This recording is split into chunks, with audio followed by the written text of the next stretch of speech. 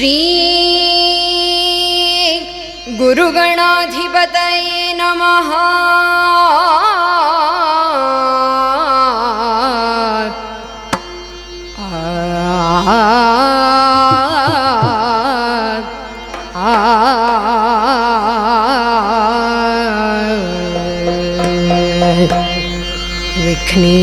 ವಿಘ್ನೇಶಾಯ ಸರಸ್ವತ್ಯೈ ಪಾರ್ವತ್ಯೈ ಗುರವೇ ನಮಃ.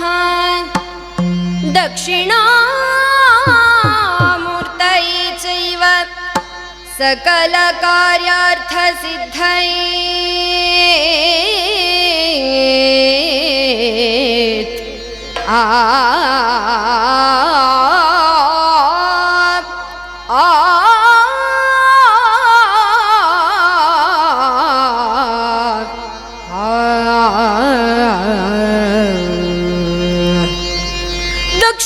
ದಕ್ಷಿಣಾಮೂರ್ತಯೇ ಚೈವ ಸಕಲ ಕಾರ್ಯಾರ್ಥ ಸಿದ್ಧಯೇ.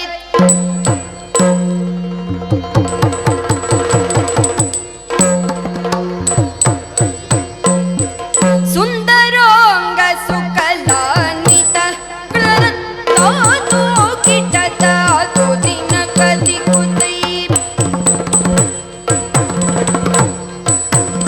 ಸುಂದರಾಂಗ ಸುಕಲಾನ್ವಿತ ಶುಭ ಚರಣ ಕಟಿಶೋಭಿತ ವ್ಯಾಳ ಸುಬಂಧನಾಬ್ಜ ಶತಕೋಟಿ ಸದೃಶ ಕಿರಣ.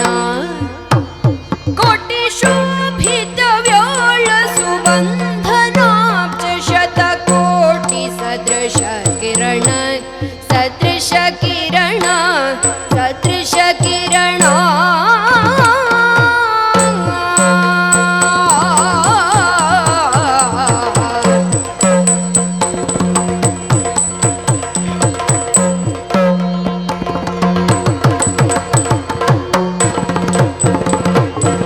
ಚಂದನಾಂಗ ಚರ್ಚಿತ ಸುಮನೋಹರ. ಚಂದನಾಂಗ ಚರ್ಚಿತ ಸುಮನೋಹರ ಮಂದಾಸ ಮಹಿಮಾಂಬುಧಿ ಶುಭಕರ.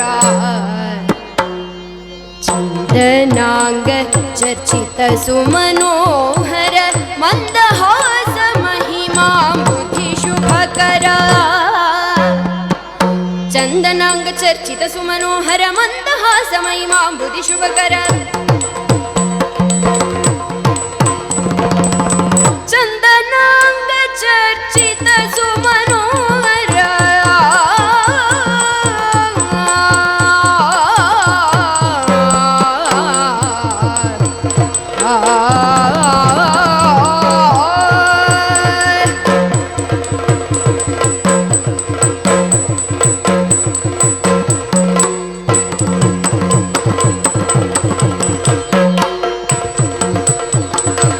ಚಂದನಾಂಗ ಚರ್ಚಿತ ಸುಮನೋಹರ ಮಂದಹಾಸ ಮಹಿಮಾಂಬುಧಿ ಶುಭಕರ. ವಾರಣ ವದನ ತ್ರೈಲೋಕ್ಯ ಸುಮೋಘನ. ವಾರಣ ವದನ ತ್ರೈಲೋಕ್ಯ ಸುಮೋಘನ. ವಾರಣ ವದನ ವಾರಣ ವದನ ವಾರಣ ವದನ.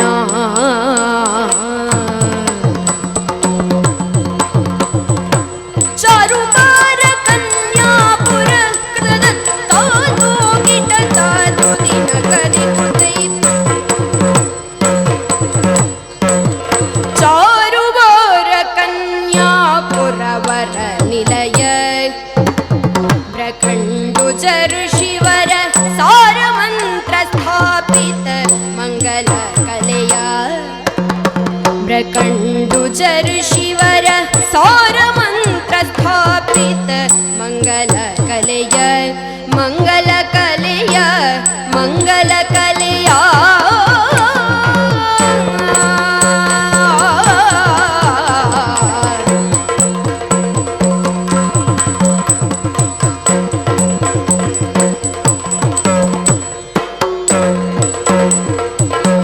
ತಾರಕ ಪಿತ್ತ ಸಾರಕಪಿತ್ಥಫಲೋರಸಭುಂಜಕ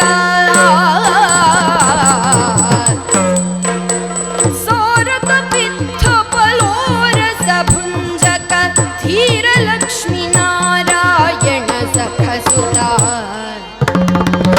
ಸಾರಕಪಿತ್ಥಫಲೋರಸಭುಂಜಕ ಧೀರಲಕ್ಷ್ಮೀನಾರಾಯಣ ಸಖಸುತ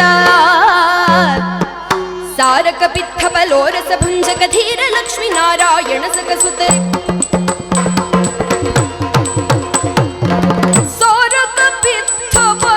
ಸಾರಕಪಿತ್ಥಫಲೋರಸಭುಂಜಕ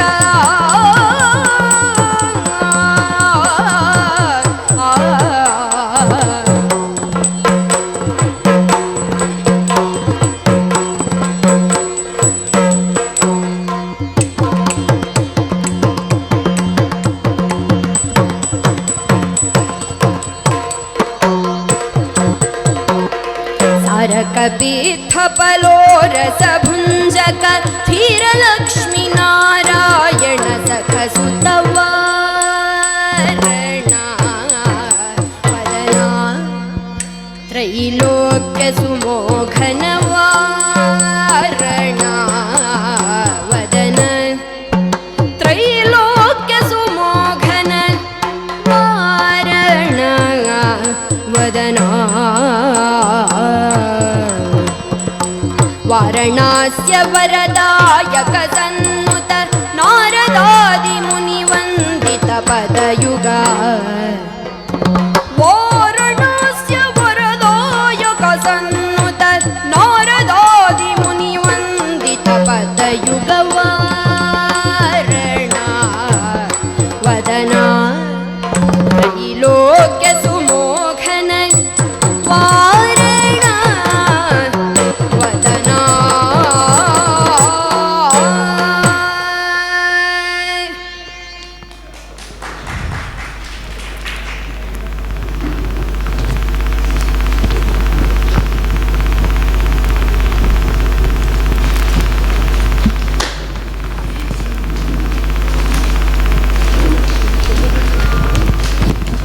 ಇಂದಿರೆಗೆ ತಲೆಬಾಗಿ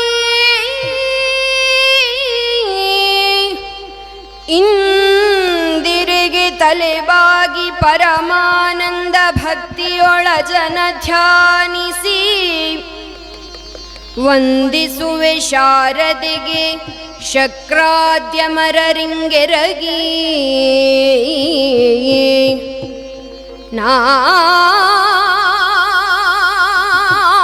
ನಾದಿಯೊಳು ವರವ್ಯಾಸ ಮುನಿ ಪದ ದ್ವಂದ್ವ ಕಾನತನಾಗಿ ಕವಿಗಳ ಸಂದಣಿಗೆ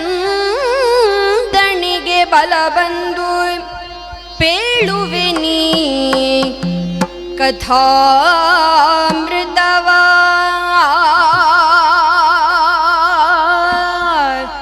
ಆ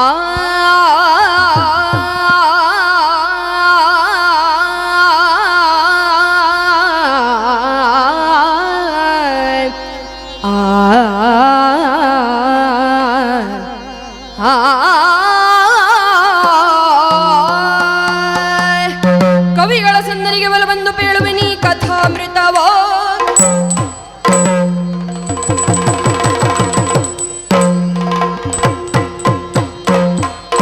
ಪೊರಟು ಕಾಳಿಂದಿಯ ತೀರದಿ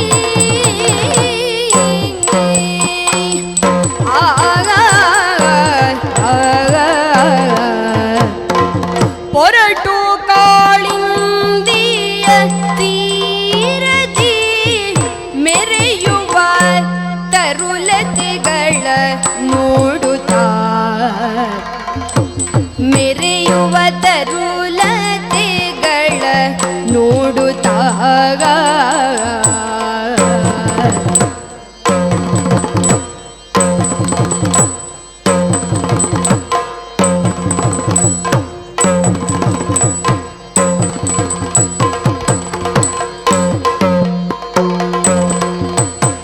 ಹೊರಟು ಕಾಳಿಂದಿಯ ತೀರದಿ ಮೆರೆಯುವ ತರುಲತೆಗಳ ನೋಡುತ್ತಾ ಮೆರೆಯುವ ತರುಲತೆಗಳ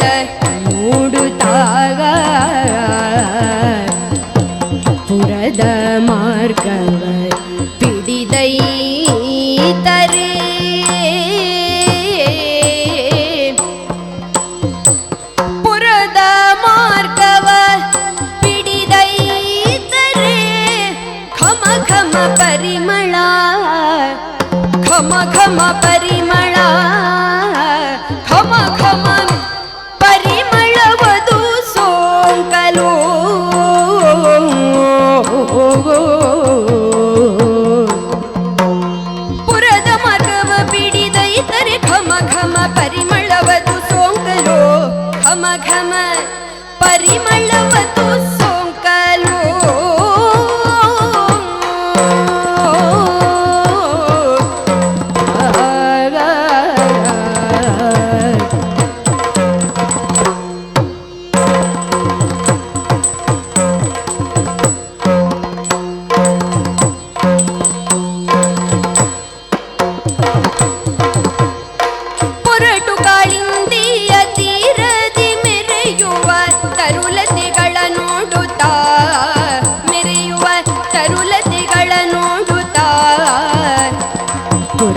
ಮಾರ್ಗವ ಪಿಡಿದೈತರೆ ಘಮ ಘಮ ಪರಿಮಳವದು ಸೋಂಕಲೋ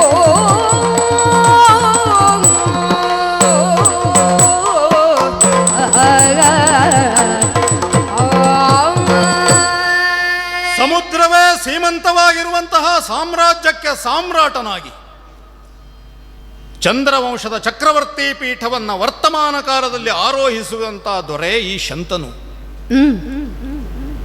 ಪ್ರತೀಪ ಸುನಂದೆಯರ ಸುಂದರ ದಾಂಪತ್ಯದ ಪ್ರತಿಫಲವಾಗಿ ನಾವು 3 ಮಕ್ಕಳು ಹುಟ್ಟಿದವರು. ದೇವಾಪಿ, ಬಾಹ್ಲೀಕ ಮತ್ತೆ ಶಂತನು.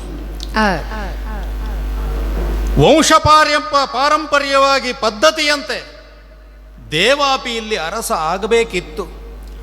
ಆದರೆ ಹುಟ್ಟುವಾಗಲೇ ಅವನಿಗೆ ವೈರಾಗ್ಯ ಭಾವ ಇದ್ದದ್ದರಿಂದ ಅವ ತಾನು ಸನ್ಯಾಸಿಯಾಗುತ್ತೇನೆ ಅಂತ ಯೋಚನೆ ಮಾಡಿ ಮನೆಯನ್ನ ಬಿಟ್ಟ. ಆಮೇಲೆ ಬಾಹ್ಲೀಕ ತಾನು ಪ್ರೀತಿಸಿದ ಹುಡುಗಿಯೊಟ್ಟಿಗೆ ಮದುವೆಯಾಗಿ ಮಾವನ ಮನೆಯಲ್ಲಿಯೇ ಮಾವನ ಉತ್ತರಾಧಿಕಾರಿ ಆದ. ಇದು ನಾವು ಬಯಸಿ ಬಂದ ಪೀಠ ಅಲ್ಲ. ಆದರೆ ನಮ್ಮ ಹಸ್ತಿನೆಯ ನಾಗರಿಕರು, ಜೊತೆಗೆ ಚಂದ್ರವಂಶದಲ್ಲಿ ಯಾರೆಲ್ಲ ದೊರೆಗಳು ನಡೆದುಕೊಳ್ತಾರೋ ಸಾಮಂತರಸರು, ಅವರೆಲ್ಲ ಶಂತನು ನೀನೇ ಅಧಿಪತಿಯಾಗಬೇಕು ಅಂತ ಇವರೆಲ್ಲ ಸೇರಿ ಅಧಿಪತಿತ್ವವನ್ನು ನನಗೆ ಕೊಟ್ಟದ್ದು.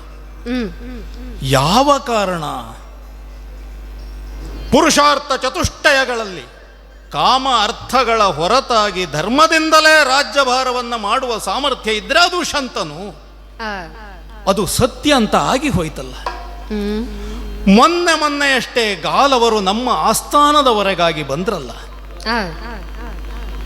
ಅರಣ್ಯವಾಸಿಗಳಾಗಿ ಮಹೋಗ್ರವಾದ ತಪಸ್ಸನ್ನು ಆಚರಿಸುತ್ತಾ ಇರುವಂತಹ ಗಾಲವರು ನಮ್ಮಲ್ಲಿ ಬಂದು ಆಡಿದ ಮಾತು, ಅರಸ, ಅರಣ್ಯದಲ್ಲಿ ದುಷ್ಟರಿಂದಾಗಿ ನಮಗೆ ತೊಂದರೆಯಾಗಿದೆ, ರಕ್ಷಣೆ ಬೇಕು. ಒಮ್ಮೆ ನನ್ನ ಮೇಲೆಯೇ ನನಗೆ ಬೇಸರ ಆಯಿತು. ಈ ಶಂತನುವಿನ ಆಳ್ವಿಕೆಯಲ್ಲಿಯೂ ಪರಾರ್ಥವನ್ನೇ ಸ್ವಾರ್ಥವನ್ನಾಗಿಸಿಕೊಂಡು ಲೋಕಹಿತಕ್ಕಾಗಿ ಯಜ್ಞ ಯಾಗಗಳನ್ನು ಮಾಡುವಂತಹ ಋಷಿ ಮಹರ್ಷಿಗಳಿಗೆ ನನ್ನ ಆಡಳಿತದಲ್ಲಿ ತೊಂದರೆ ಆಯಿತು ಅಂತಾದರೆ ನಾನೆಲ್ಲಿ ತಪ್ಪಿದೆ ಅಂತ ಒಮ್ಮೆ ಯೋಚಿಸಿದೆ. ಮತ್ತೊಮ್ಮೆ ಸಂತೋಷ ಆದದ್ಯಾಕೆ? ನಾಗರಿಕರಿಗೂ ಮತ್ತು ಅರಣ್ಯವಾಸಿಗಳಿಗೂ ಸಂರಕ್ಷಣೆಯ ಭರವಸೆ ಶಂತನುವಿನಲ್ಲಿ ಉಂಟು ಅಂತಾಯ್ತಲ್ಲ. ಅದಕ್ಕಾಗಿ ತಡ ಮಾಡಲಿಲ್ಲ. ನೇರವಾಗಿ ಅರಣ್ಯ ಪ್ರದೇಶದತ್ತ ಸಾಗಿ ವಜ್ರಕೇತುವಿನ ಮಗನಾದಂತಹ ತಮಾಲಕೇತುವನ್ನು ವಧಿಸಿ ಅಲ್ಲಿ ನಿರ್ವಿಘ್ನವಾಗಿ ಯಾಗಗಳು ಸಂಪನ್ನಗೊಳ್ಳುವಂತೆ ವ್ಯವಸ್ಥೆಯನ್ನ ಮಾಡಿದ್ದಾಯಿತು. ಋಷಿಪುಂಗವರೆಲ್ಲ ಎಲೆಮನೆಯೆಲ್ಲ ಸೇರಿಕೊಂಡು ಆ ಎಲೆಮನೆಯಲ್ಲಿಯೇ ಅರಮನೆಯಲ್ಲಿ ಇರಬೇಕಾದಂತಹ ನನಗೆ ಉಡುಗೊರೆಗಳನ್ನು ಕೊಟ್ಟರಲ್ಲ. ಆಶೀರ್ವದಿಸುವ ಮೂಲಕವಾಗಿ ಕಾಷಾಯ, ಕೌಪೀನ, ದಂಡ, ಕಮಂಡಲುಗಳನ್ನು ನನಗೆ ಕೊಟ್ಟರು. ಒಮ್ಮೆ ನನಗೆ ಆಶ್ಚರ್ಯ ಆಯಿತು, ಇವೆಲ್ಲ ಯಾಕೆ ನನಗೆ ಕೊಟ್ಟದ್ದು ಅಂತ. ಸಹಜ ಅಲ್ವೇ? ಯಾರಾದರೂ ಒಬ್ಬ ವ್ಯಕ್ತಿ ಉಡುಗೊರೆಯನ್ನ ಕೊಡ್ತಾನೆ ಅಂತಾದರೆ ಅವರಲ್ಲಿ ಇರುವ ವಸ್ತುವನ್ನೇ ಕೊಡಬೇಕಲ್ವ. ಅದಕ್ಕಾಗಿ ಆ ಋಷಿಮುನಿಗಳಲ್ಲಿ ಅವಲ್ಲದೆ ಮತ್ತೇನಿದ್ದೀತು. ಜೊತೆಗೆ ರಾಜ, ನೀನು ಸದಾ ಜಾಗೃತನಾಗಿರಬೇಕು, ನಮ್ಮ ರಕ್ಷಣೆಯ ಭಾರ ಸದಾ ನಿನ್ನದ್ದು ಅಂತ ಎಚ್ಚರಿಕೆ ಆಗಲಿಕ್ಕೆ ಪ್ರತಿದಿನವೂ ನಾನು ಆ ವಸ್ತುಗಳನ್ನು ಕಂಡಾಗ ಹಾಗೆ ನನಗೆ ಯೋಚನೆ ಬರ್ತಾ ಇರಬೇಕು ಎನ್ನುವ ಕಾರಣದಿಂದಲಾಗಿ ಅವನ್ನೆಲ್ಲ ಕೊಟ್ಟರು ಅಂತ ಅವರ ಆಶೀರ್ವಾದವನ್ನು ಪರಿಗ್ರಹಿಸಿಕೊಂಡು ಕುದುರೆಯನ್ನೇರಿ ಹೊರಟಿದ್ದೇನೆ. ಹೊರಡಲೇಬೇಕಲ್ಲ, ಬಂದ ಕಾರ್ಯ ಆದ ಮೇಲೆ ರಾಜಕಾರಣ ಎನ್ನುವುದೊಂದು ಇರ್ತದಲ್ಲ. ಹಾಗಾಗಿ ಕುದುರೆಯನ್ನೇರಿ ಬಂದು ನಿಂತದ್ದೇ ಯಮುನೆಯ ಪ್ರದೇಶ. ಕಾಳಿಂದಿಯನ್ನು ನೋಡ್ತಾ ಇದ್ದರೆ ನನ್ನ ಮನಸ್ಥಿತಿಯಂತೆಯೇ ಇದು ನಿಧಾನವಾಗಿ ಹರಿತಾ ಇದೆ. ನಾನು ಬಂದಂತಹ ಕೆಲಸ ಮುಗಿದ ತಕ್ಷಣದಲ್ಲಿ ಬೇಗ ಹೋಗಿ ಮನೆಯನ್ನ ಸೇರಿಕೊಳ್ಳಬೇಕು ಎನ್ನುವ ಆತುರ ನನಗೂ ಇಲ್ಲ, ನನ್ನ ಮನಸ್ಥಿತಿ ಅರಿತಂತಹ ನನ್ನ ಕುದುರೆಗೂ ಇಲ್ಲ. ಸಾವಧಾನವಾಗಿ ಸಾಗಿ ಹೋಗ್ತದೆ. ನನ್ನ ಮನಸ್ಥಿತಿಯಂತೆಯೇ ಈ ಕಾಳಿಂದಿಯೂ ಸಹ ನಿಧಾನವಾಗಿ ಹರಿತಾ ಇದ್ದಾಳೆ. ಒಂದರ್ಥದಲ್ಲಿ ಈ ನದಿ ಪ್ರದೇಶದಲ್ಲಿ ಬಂದು ನಿಂತಾಗ ನಮಗೆ ಹಳೆಯದ್ದೆಲ್ಲ ನೆನಪಾಗುವುದು. ಚಂದ್ರವಂಶಕ್ಕೂ ನದಿಗಳಿಗೂ ಅವಿನಾಭಾವ ಸಂಬಂಧ. ನಮ್ಮ ಪೂರ್ವಜರಲ್ಲಿ ಒಬ್ಬ ಅರಸು 12 ವರ್ಷಗಳವರೆಗೆ ಸರಸ್ವತಿ ನದಿಯ ತಟದಲ್ಲಿ ಯಾಗವನ್ನು ಮಾಡುವುದರ ಮೂಲಕವಾಗಿ ಅವನ ಅನುಷ್ಠಾನವನ್ನು ಮೆಚ್ಚಿದಂತಹ ಸರಸ್ವತಿ ನದಿ ಮೈಮಡೆದು ಸ್ತ್ರೀಯಾಗಿ ಬಂದು ಅವನೊಟ್ಟಿಗೆ ಸಂಸಾರವನ್ನು ಮಾಡಿ ತಂಸು ಎನ್ನುವಂತಹ ಅರಸನನ್ನು ನಮ್ಮ ಚಂದ್ರವಂಶಕ್ಕೆ ಕೊಟ್ಟಳಲ್ಲ. ಹಾಗೆ ನನ್ನಪ್ಪ ಪ್ರತೀಪ ಗಂಗಾ ನದಿಯ ಸಮೀಪದಲ್ಲಿ ಒಂದು ದಿವಸ ಧ್ಯಾನಸ್ಥನಾಗಿ ಕುಳಿತಿರುವಂತಹ ಸಂದರ್ಭದಲ್ಲಿ ಗಂಗೆಯೇ ಮೈ ಒಡೆದು ಬಂದು ಅವನ ಬಲತೊಡೆಯಲ್ಲಿ ಕುಳಿತುಕೊಂಡ್ಲಂತೆ. ಹಾಗೆ ಕುಳಿತಂತಹ ಅವಳು ಪ್ರಣಯ ಭಿಕ್ಷೆಯನ್ನ ಬೇಡಲಂತೆ. ಆವಾಗ ನನ್ನಪ್ಪ ಪ್ರತೀಪ ಹೇಳಿದನಂತೆ, ಬಲತೊಡೆಯಲ್ಲಿ ಕುಳಿತುಕೊಳ್ಳುವ ಅಧಿಕಾರ ಮಗಳಿಗೆ ಮತ್ತು ಸೊಸೆಗೆ ಮಾತ್ರ. ಮಡದಿಗೆ ಎಡತೊಡೆಯಲ್ಲಿ ಕುಳಿತಿದ್ದರೆ ನೀನು ಮಡದಿಯಾಗಬಹುದಿತ್ತು, ಆದರೆ ನೀನು ನನ್ನ ಮಗಳಾಗಲಿಕ್ಕೆ ಸಾಧ್ಯ ಇಲ್ಲ, ನಿನ್ನನ್ನು ಸೊಸೆಯನ್ನಾಗಿ ಮಾಡಿಕೊಳ್ತೇನೆ ಅಂತ ಹೇಳಿದರಂತೆ. ಹಾಗೆ ನನ್ನಪ್ಪ ನನಗೆ ಪಟ್ಟ ಕಟ್ಟಿ ಹೋಗುವಾಗ ನನಗೊಂದು ಮಾತನ್ನ ಹೇಳ್ದ, ಮಗನೇ, ದೇವಕನ್ಯೆಯೊಬ್ಬಳು ಬಂದು ನಿನ್ನಲ್ಲಿ ಬೇಡಿಕೊಂಡ್ಳು ಅಂತಾದರೆ ಅವಳ ಯಾವ ನಿಬಂಧನೆಗಳನ್ನು ತಿರಸ್ಕರಿಸದೆ ನೀನು ವರಿಸತಕ್ಕದ್ದು. ಹಾಗೆ ಆಯ್ತಲ್ಲ. ದೇವನದಿಯಾದಂತಹ ಗಂಗೆ ಮೈ ಒಡೆದು ಬಂದು ನನ್ನಲ್ಲಿ ಪ್ರಣಯ ಭಿಕ್ಷೆಯನ್ನ, ನಾನವಳಲ್ಲಿ ಪ್ರಣಯ ಭಿಕ್ಷೆಯನ್ನ ಹೇಳಿಕೊಂಡಾಗ ತತ್ ಫಲವಾಗಿ ದೇವವ್ರತ ನಾಮಕನಾದಂತಹ ಸುಪುತ್ರನನ್ನು ನನ್ನ ಪಾಲಿಗೆ ಒದಗಿಸಿಕೊಟ್ಲಲ್ಲ. ಇದನ್ನೆಲ್ಲ ನೋಡ್ತಾ ಇದ್ರೆ ಈ ನದಿಯನ್ನ ಕಂಡಾಗ ನಮಗೆ ಹಳೆಯದೆಲ್ಲ ನೆನಪವಾಗುವುದು. ಹಾಗೆ ಯೋಚಿಸ್ತಾ ಯೋಚಿಸ್ತಾ ಇರುವಾಗಲೇ ಏನದು ಏನದು ಏನದು ಏನಿದಚ್ಚರಿ ದಿವ್ಯ ಸೌಗಂಧ ಈಯಡೆ,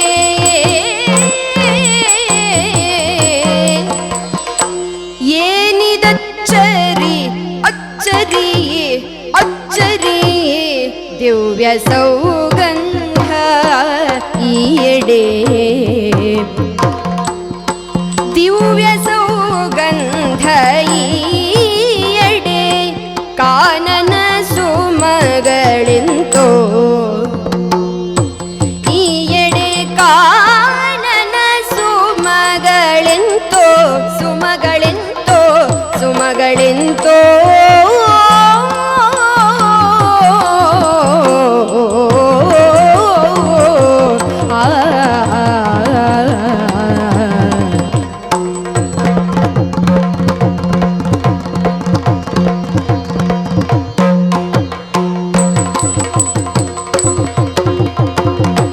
ಧ್ಯಾನಿಸೆ ಮೌನಿಗಳಾದರೂ ಭ್ರಮಿಪರು, ಧ್ಯಾನಿಸೆ ಮೌನಿಗಳಾದರೂ ಭ್ರಮಿಪರು ಭ್ರಮಿಪರು, ಮೀನಕೇತನ ಶರದಿ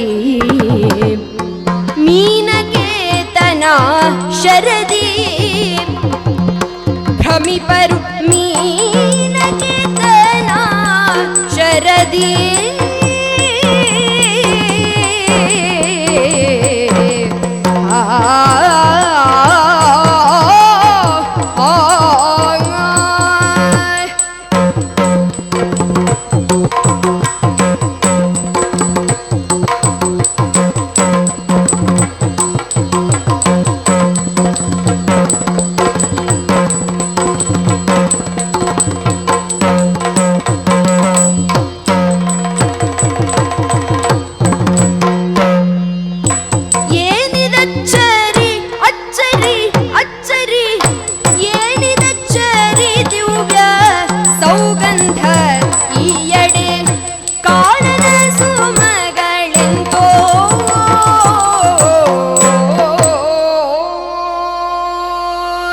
ವನಪ್ರದೇಶದಲ್ಲಿ ಸಂಚರಿಸುತ್ತಿರುವಂತಹ ಸಂದರ್ಭದಲ್ಲಿ ಯಾವುದೋ ಒಂದು ಸುಗಂಧ ಬರುವುದು ವಿಶೇಷ ಅಲ್ಲ.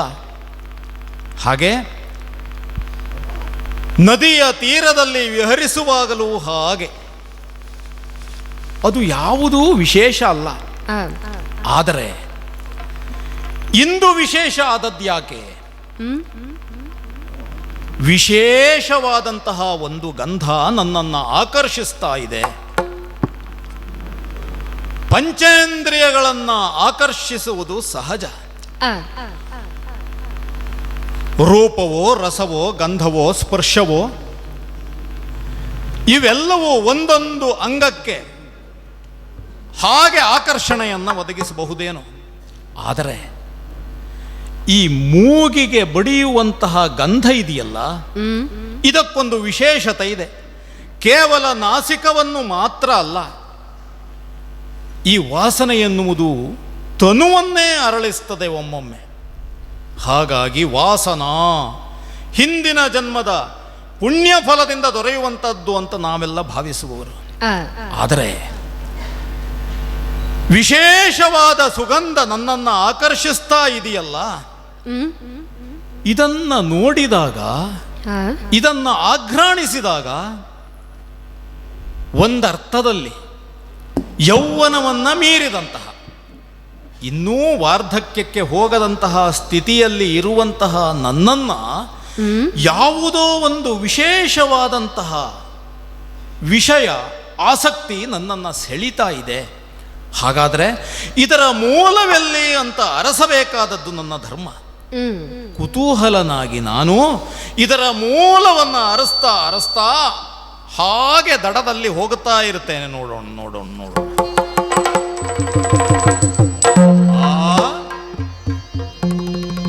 ಏನದು? ಓಹೋ,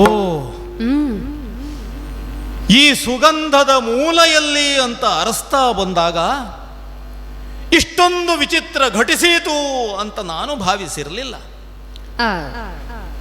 ಆ ಆಘ್ರಾಣ ಎಷ್ಟು ಸಂತೋಷವನ್ನ ಕೊಟ್ಟತೋ ಹಾಗೆ ದರ್ಶನವೂ ಸಂತೋಷವನ್ನ ಕೊಡ್ತಾ ಇದೆ ಎನ್ನುವಷ್ಟರ ಮಟ್ಟಿಗೆ ನಾನು ಒಂದು ರೀತಿಯಲ್ಲಿ ವಿಮೂಢನಾಗಿ ಹೋಗ್ತಾ ಇದ್ದೇನೆ.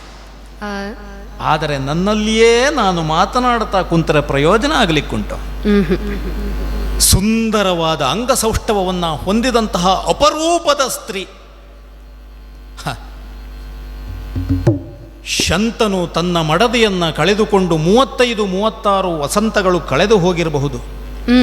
ಇದುವರೆಗೂ ಸಹಸ್ರಾರು ಹೆಣ್ಣುಗಳನ್ನು ಈ ಶಂತನು ನೋಡಿದರೂ ಹುಟ್ಟಿದಂತಹ ಭಾವನೆ ಇಂದಿವಳನ್ನು ನೋಡಿದಾಗ ನಾನು ಪ್ರಚೋದನೆಗೆ ಒಳಗಾಗುತ್ತಾ ಇದ್ದೇನೆ ಅಂತಾದರೆ ಯಾವುದೋ ಕಾರ್ಯಕಾರಣ ಸಂಬಂಧ ಇರಬೇಕು.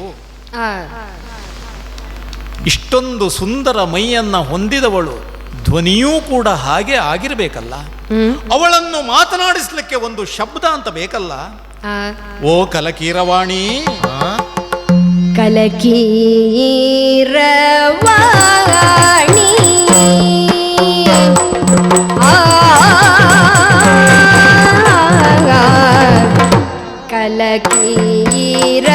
ಕಲಕೀರವಾಣಿ, ಓ ಕಲಕೀರವಾಣಿ, ನೀನಾರಾತ್ಮ ಭವಳು. ಓ ಸುಂದರಿ, ಕಲಕೀರವಾಣಿ, ನೀನಾರಾತ್ಮ ಭವಳು.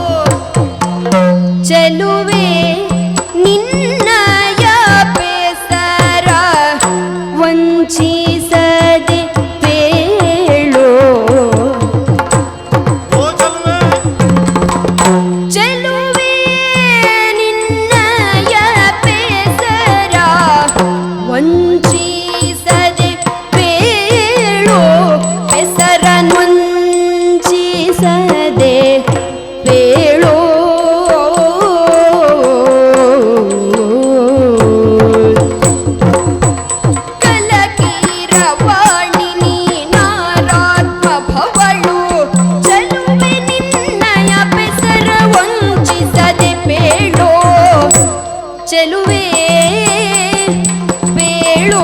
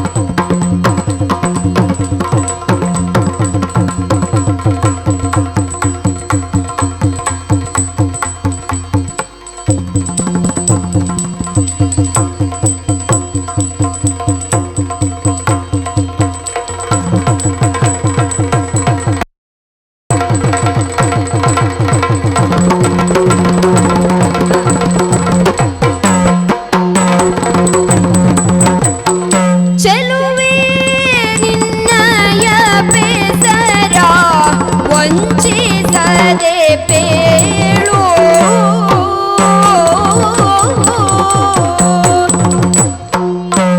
ಮಲಯ ಗಂಧಿನಿಯನ್ನ ಸ್ಮರದ ಹಿಪ ಕೇಳು ಮಲಯ ಗಂಧಿನಿ ಮಲಯ ಗಂಧಿನಿ ಮಲಯ ಗಂಧಿನಿ ಮಲಯ ಗಂಧಿನಿ ಮಲಯ ಗಂಧಿನಿ ಎನ್ನ ಸ್ಮರದೈಪ ಎನ್ನ ಸ್ಮರದೈಪ ಎನ್ನ ಸ್ಮರದೈಪ ಕೇಳೋ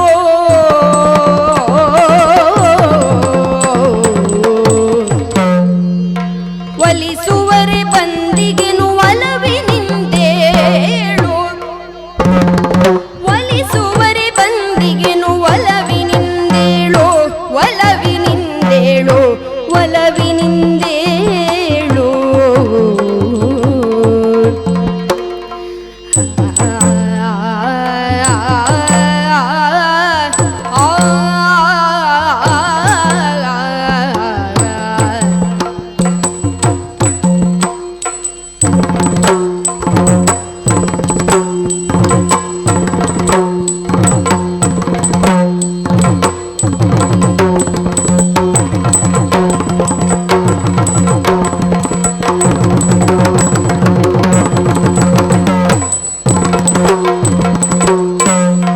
ಮಲಯ ಗಂಧಿನಿಯನ್ನ ಸ್ಮರದೈಪ ಕೇಳು ಒಲಿಸುವರೆ ಬಂದಿಗೆನು ಒಲವಿನಿಂದೇಳು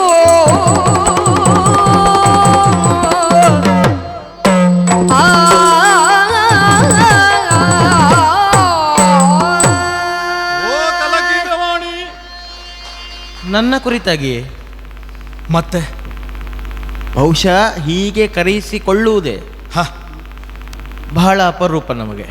ಹ ಹ ಹಾಗಾಗಿ ಕೇಳಿದ್ದು ನನಗೆಯೋ ಅಂತ. ಅಲ್ಲ, ಇಲ್ಲಿ ಮತ್ಯಾರು ಇಲ್ಲವಲ್ಲ? ಯಾಕಂದರೆ ಸಾಧಾರಣವಾಗಿ ನಮ್ಮನ್ನೆಲ್ಲ ಕಾಣುವಾಗ ಹ ಕರೆಯುವವರಲ್ಲಿ ಹೆಚ್ಚಿನದ್ದು ಹ ಹೇಳಿದರೆ ಬೇಸರ ಇಲ್ಲ ಅಂತಾದರೆ ಹ ಏ ದೋಣಿ ಅಂತಲೇ ಕರೆಯೋದು ಬಿಟ್ರೆ ಹೋ ಹೋ ಹೀಗೆಲ್ಲ ಹೇಳಿ ಕರೆದದ್ದೇ ಇಲ್ಲ. ಹ ಹ ಈಗ ನೀವು ಕರೆದಾಗ ಅದಕ್ಕೆ ಕೇಳಿದ್ದು ನನಗೂ ಅಂತ. ಹ ಕೆಲವರು ಹಾಗೆ ಕರೆದಾರು. ಹ, ಆದರೆ ಹ, ನಿನ್ನನ್ನ ನೋಡಿದ ಯಾರಾದರೂ ಹ. ಹಾಗೆ ಕರೆದರು ಅಂತಾದ್ರೆ ಅವರು ಅರಸಿಕರು ಅಂತಲೇ ಅಲ್ವಾ? ಹೌದಾ? ಹಾಗನ್ನಿಸಿದ್ದಪ್ಪ ನನಗೆ. ಹ್ಮ್. ನಾನು ಈ ದಡದಲ್ಲಿ ಬಂದು ನಿಂತಾಗ ನೀನು ಕಾಳಿಂದಿಯ ನಿಧಾನಗತಿಯ ನದಿಯಲ್ಲಿ ದೋಣಿಯನ್ನ ಮೀಟಿ ಬರ್ತಾ ಇದ್ದೆ. ಹೌದು. ಹುಟ್ಟನ್ನ ಮೀಟ್ತಾ. ನಾನು ತಿಳಿದಿದ್ದು ಬಹುಶಃ ನಿಮಗೂ ದೋಣಿ ದಾಟ್ಲಿಕ್ಕುಂಟು ಅಂತ. ಓಹೋ, ಹಾ, ಒಂದರ್ಥದಲ್ಲಿ ದೋಣಿ ದಾಟುವುದೇ. ಎಲ್ಲರ ಈ ಜೀವನವನ್ನ ದಾಟುವುದು, ಜೀವನಕ್ಕೂ ದೋಣಿ ದಾಟುವುದು ಅಂತಲೇ ಅಲ್ವೋ ಹೇಳುವುದು? ಹೌದು, ಹಾಗೆ ಅಲ್ವಾ? ಹಾ, ಬದುಕನ್ನೇ ಸಾಗರ ಅಂತ ತಿಳಿದರೆ ಹೌದು, ಅದನ್ನು ದಾಟುವುದಕ್ಕೊಂದು ದೋಣಿ ಆಶ್ರಯ ಬೇಕು. ಹೌದು, ಒಂದರ್ಥದಲ್ಲಿ ಹಾಗೆ ಅಂತ ಇಟ್ಟುಕೋ. ನಾನೂ ದಾಟ್ಲಿಕ್ಕಾಗಿ ಬಂದವನೇ. ಇನ್ನೊಂದು ಅರ್ಥದಲ್ಲಿ ಜೀವನ ಅಂತ ಹೇಳಿದ್ರು ನದಿ ಅಂತಲೇ ಅರ್ಥ ಅಂತ. ಹೌದು, ಅದನ್ನು ದಾಟ್ಲಿಕ್ಕೂ ಬೇಕಂತೆ ದೋಣಿ. ಸುಂದರಿ, ಹಾ, ಈ ನದಿಯ ತಟದಲ್ಲಿ ನಾನು ವಿಹರಿಸುತ್ತಿರುವಂತಹ ಸಂದರ್ಭದಲ್ಲಿ ವಿಶೇಷವಾದಂತಹ ಗಂಧ. ಈ ಜೀವನದಲ್ಲಿ ನಾನು ಇದುವರೆಗೂ ಆಘ್ರಾಣಿಸದೇ ಇರುವಂತಹ ಒಂದು ಗಂಧ ನನ್ನನ್ನು ಆಕರ್ಷಿಸಿತು. ಆ ಸುಗಂಧದ ಮೂಲವನ್ನು ಅರಸ್ತಾ ಬಂದ್ರೆ ಸುಗಂಧವೇ ಮೈ ಒಡೆದು ನಿಂತಂತೆ. ನನ್ನ ಕಲ್ಪನೆಯ ಸುಗಂಧ ಹೇಗೋ ನೀನು ಹಾಗೆ. ಅಂದ್ರೆ ಈಗ ಸಾಮಾನ್ಯರೆಲ್ಲ ಇವು ನೋಟದಲ್ಲಿ ನೋಡುವುದಂತೆ, ನೋಡಿದ್ದು ಅವರಿಗಿಷ್ಟ ಆದರೆ ಆ ಬಳಿಕ ಹತ್ತಿರಕ್ಕೆ ತಂದು ಆಘ್ರಾಣಿಸುವ ಕ್ರಮ ಉಂಟು, ಹೂ ನೋಡುವ ಕಾಲಕ್ಕೆ. ನಿಮ್ಮದಿದು ವಿರುದ್ಧವೇ ಆಯ್ತಲ್ಲ, ಆಘ್ರಾಣಿಸಿದ್ದು ಮೊದಲು ನೋಡಿದ್ದು ಆಮೇಲೆ ಅಂತ. ಹೌದು, ಆ ಗಂಧ ಆಗಿತ್ತು. ಆದರೂ ನನ್ನ ಮನಸ್ಸಿನಲ್ಲಿ ಅಚ್ಚಳಿಯದೇ ಉಳಿದಂತಹ ಆ ಗಂಧ ಮೂರ್ತ ರೂಪವಾಗಿ ನೀನು ಬಂದಾಗ ನನಗೆ ಮೋಸ ಮಾಡಲಿಲ್ಲವ. ಯಾರು? ಅದೇ ಆ ಪಂಚಬಾಣ. ಮೋಸವ? ಹೌದು. ಯಾಕೆ ಗೊತ್ತೋ?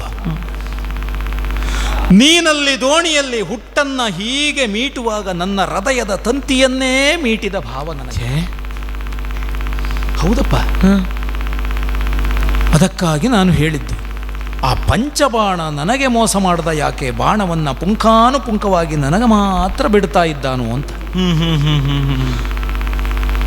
ತರುಣಿ, ಸುತ್ತು ಬಳಸಿ ಹೇಳಲಿಕ್ಕೆ ನಾನು ಬಯಸುವುದಿಲ್ಲ. ಸರಿ, ನಿನ್ನ ಮೇಲೆ ನನಗೆ ಮನಸ್ಸಾಗಿದೆ. ನನ್ನ ಪರಿಚಯವನ್ನು ನಾನು ಹೇಳಿಕೊಳ್ಳಿಲ್ಲಲ್ವ? ವರ್ತಮಾನ ಕಾಲದಲ್ಲಿ ಈ ಹಸ್ತಿನೆಯನ್ನು ಆಳುತ್ತಿರುವಂತಹ ದೊರೆ ಶಂತನು ಅಂದರೆ ನಾನೇ. ಚಕ್ರವರ್ತಿಗಳು? ಹೌದು.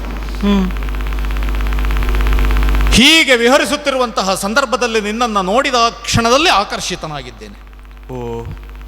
ಹಾಗಾಗಿ ನಿನ್ನನ್ನು ನಾನು ಮನಸಾ ಬಯಸ್ತಾ ಇದ್ದೇನೆ. ನನ್ನ ಸಾಮ್ರಾಜ್ಯಕ್ಕೆ ಬಂದು ಹಸ್ತಿನೆಯ ಸಾಮ್ರಾಜ್ಞಿಯಾಗುವಂತ ನಿನ್ನಲ್ಲಿ ಹೇಳ್ತಾ ಇದ್ದೇನೆ. ಅಬ್ಬಬ್ಬಬ್ಬಬ್ಬ. ಏನಾಯ್ತು? ಈಗ ನೀವು ಹೇಳಿದ್ದು ಹಸ್ತಿನೆಯ ಸಾಮ್ರಾಜ್ಞಿಯಾಗು. ನೀವು ಚಕ್ರವರ್ತಿಗಳು. ಚಕ್ರವರ್ತಿಗಳು.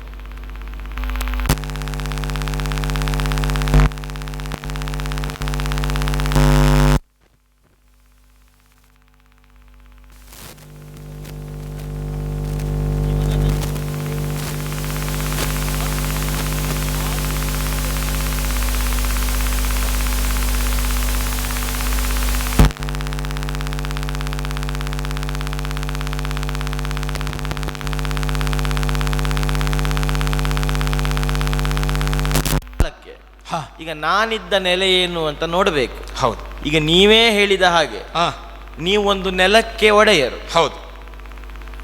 ನಿಶ್ಚಲವಾಗಿ ನಿಂತಿರುವ ನೆಲದ ಮೇಲೆ ಯಾವ ಅಲುಗಾಟ ಇಲ್ಲದೆ ನಿಂತವರು. ಹೌದು. ನಾನು ನಿಂತ ನೆಲೆ ಎಂತದ್ದು ಹೇಳಿ? ಅಲುಗಾಡ್ತಾ ನೀರದು. ಹೌದು. ನೀವು ನೆಲದ ಮೇಲೆ ನಿಂತವರು, ನಾನು ನೀರಿನ ಮೇಲೆ ನಿಂತವಳು. ಸುಂದರಿ, ನಿನ್ನ ಪರಿಚಯವನ್ನ ಕೇಳದೆ ನಾನು ಬಯಸಿದ ರತ್ನ ನೀನಾದ್ದರಿಂದ ನಿನ್ನನ್ನು ನೇರವಾಗಿ ನನ್ನ ಸಾಮ್ರಾಜ್ಞಿ ಆಗ್ತೀಯೋ ಅಂತ ಕೇಳಿದೆ.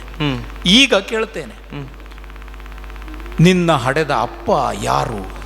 ಸ್ವಾಮಿ, ನೀನು ಎಲ್ಲಿಯವಳು? ಇದೆಲ್ಲ ಪರಿಚಯವನ್ನು ನನ್ನ ಮೇಲೊಂದು ಆಧಿಪತ್ಯ ಹೊಂದುವುದಕ್ಕೆ, ಅಂದರೆ ಅದನ್ನು ನನ್ನನ್ನು ರತ್ನವಾಗಿಸಿಕೊಂಡು ಅದನ್ನು ನೀವು ಹೊಂದಬೇಕು ಅಂತಾದರೆ, ನಿಮಗೊಂದು ಆಧಿಪತ್ಯ ಬೇಕು ಅಂತಾದರೆ, ನಾನು ಇದಕ್ಕೊಂದು ಉತ್ತರ ಕೊಡಬೇಕು ಅಂತಾದರೂ ಕೂಡ ನಾನಿರುವ ನೆಲೆಯನ್ನು ಆಲೋಚಿಸಿದ್ದು ಯಾಕೆ ಹೇಳಿ? ಯಾಕೆ? ನಾನು ಒಂದು ಆಧಿಪತ್ಯಕ್ಕೊಳಪಟ್ಟವಳಲ್ವ, ಅದಕ್ಕೆ. ಹೌದಾ? ಅಂಬಿಗಾರಿ ಅಧಿಪನಾದ ಕಂದರಾತ್ಮಜೆ ನಾನು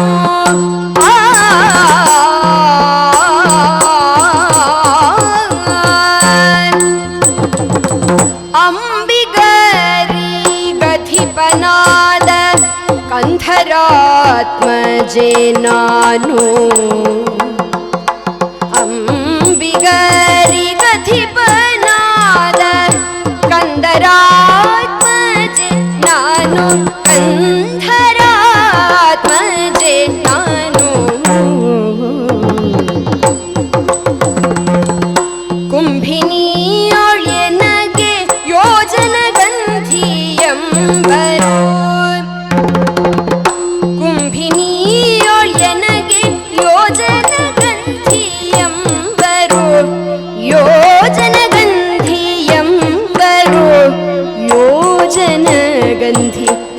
ಎಂಬರು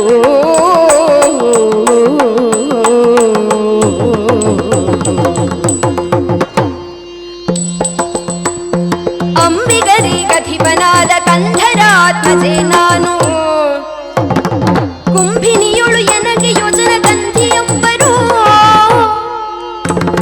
ಕುಂಭಿನಿಯೊಳು ಎನಗೆ ಯೋಜನ ಗಂಧಿ ಎಂಬರು ಯೋಜನ ಗಂಧಿ ಎಂಬರು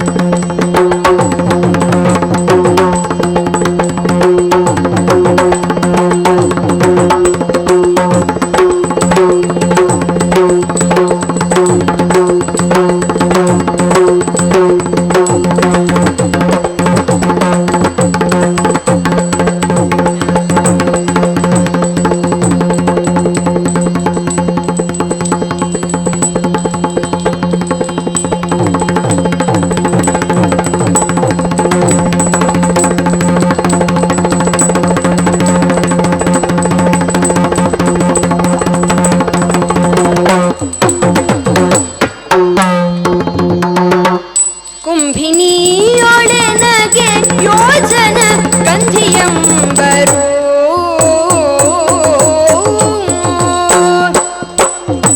ಹಂಬಲಿಸುವೆ ಯಾಕೆ ಬರಿದೆ ನೀನು ಹಂಬಲಿಸುವೆ ಯಾಕೆ ಬರಿದೆ ಹಂಬಲಿಸುವೆ ಯಾಕೆ ಬರಿದೆ ಹಂಬಲಿಸುವೆ ಯಾಕೆ ಬರಿದೆ ಪರರಾಧೀನೆ ನಾನು ಹಂಬಲಿಸುವೆ ಯಾಕೆ ಬರಿದೆ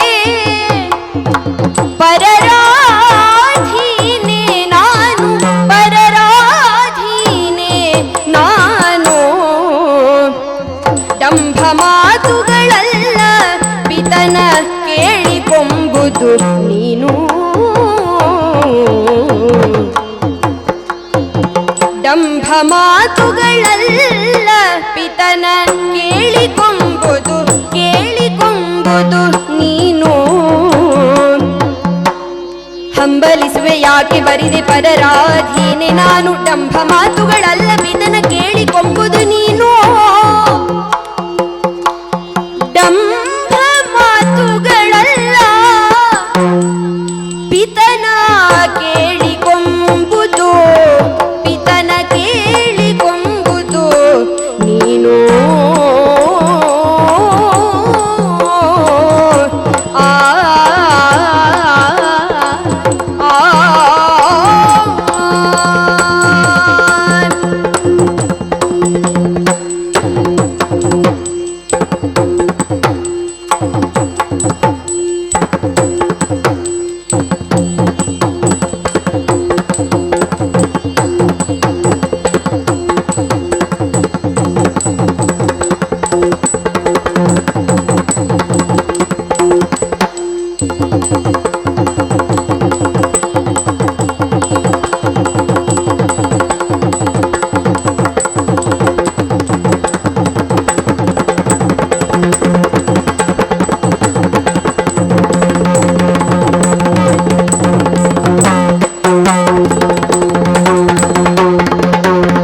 ಹಂಬಲಿಸುವೆ ಯಾಕೆ ಬರಿದೆ ಹಂಬಲಿಸುವೆ ಯಾಕೆ ಬರಿದೆ ಪರರಾಧೀನೆ ನಾನು ಪರರಾಧೀನೆ ನಾನು ಡಂಭ ಮಾತುಗಳಲ್ಲ ಪಿತನ ಕೇಳಿಕೊಂಬುದು ನೀನು ಡಂಭ ಮಾತುಗಳಲ್ಲ ಪಿತನ ಕೇಳಿಕೊಂಬುದು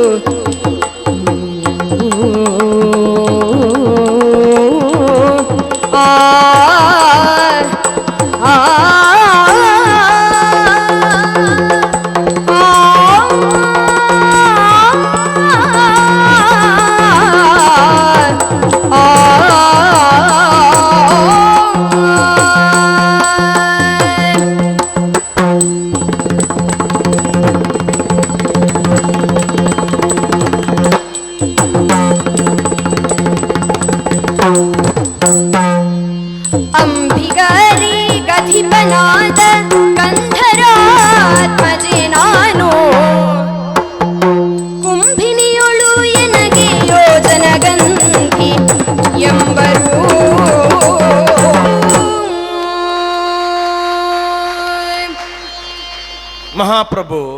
ಸುಂದರಿ, ಸ್ಪಷ್ಟವಾಗಿ ಸುಲಭದಲ್ಲಿ ಆಡಿಬಿಟ್ರಿ ನೀವು.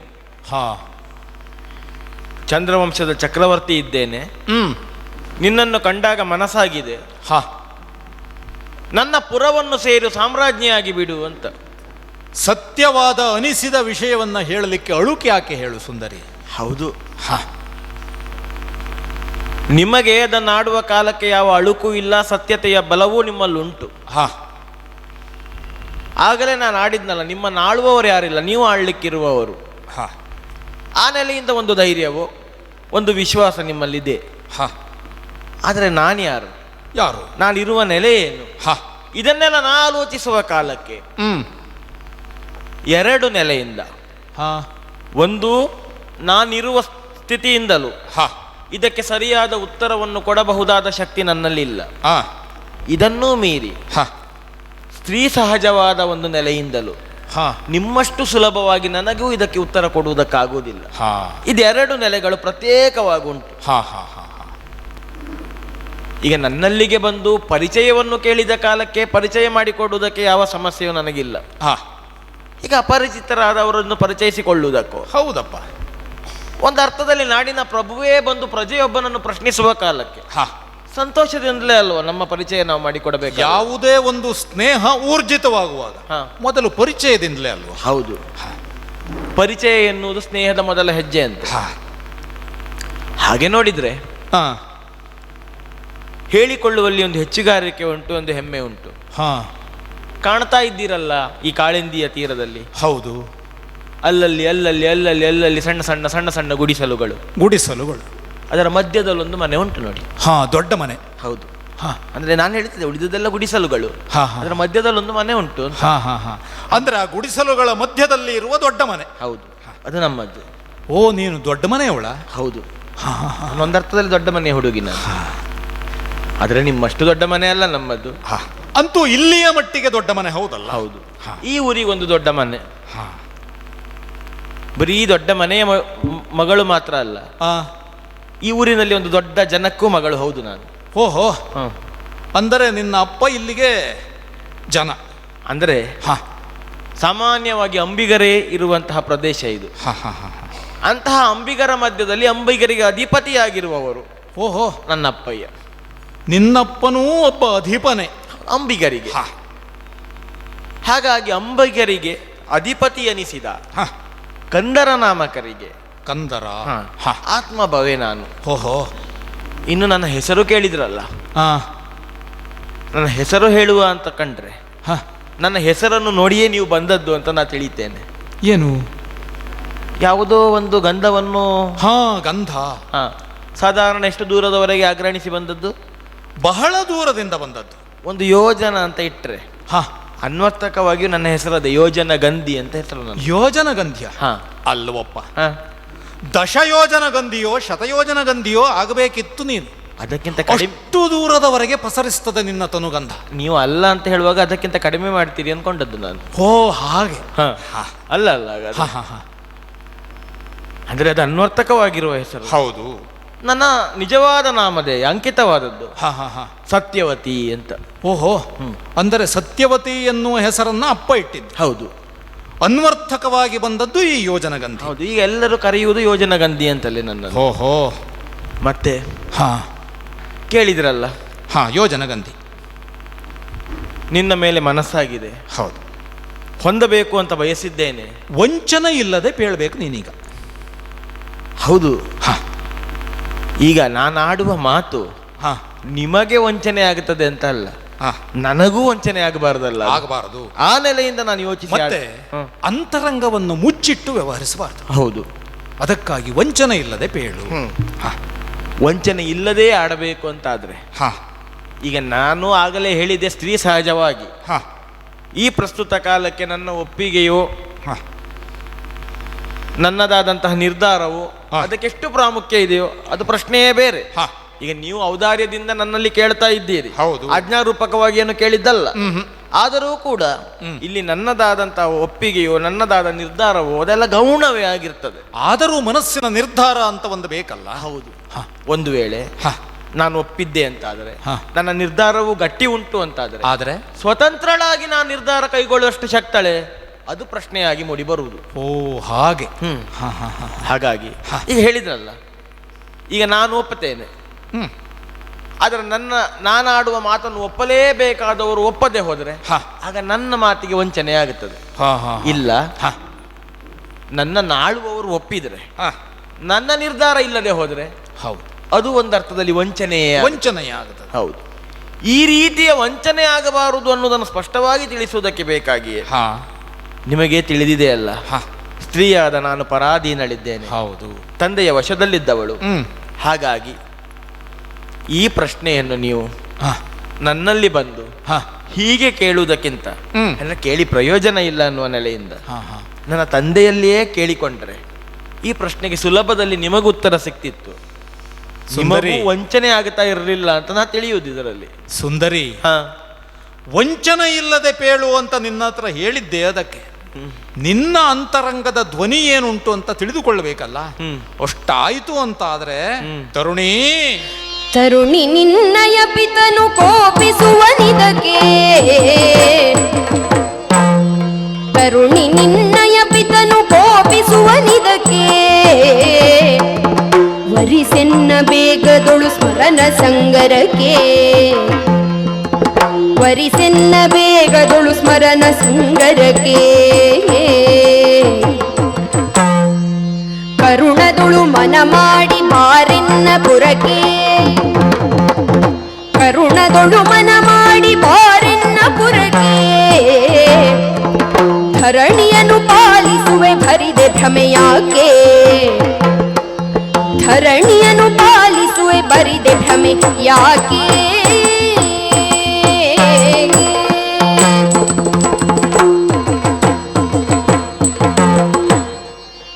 ತರುಣಿ, ಮಹಾಪ್ರಭು, ನೀನಾಡುವ ಮಾತನ್ನು ನಾನು ಒಪ್ಪಿಕೊಳ್ಳುತ್ತೇನೆ. ಅಪ್ಪನನ್ನ ಕೇಳಬೇಕು.